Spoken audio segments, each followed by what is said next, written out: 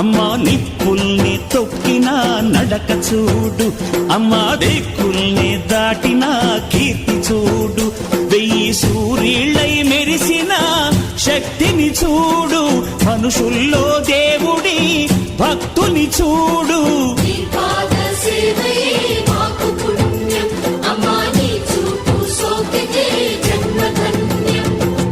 అమ్మా భవాని లోకాల నేలే ఓంకార రూపమమ్మా, తల్లిని మహిమల్ని చూపవమ్మా.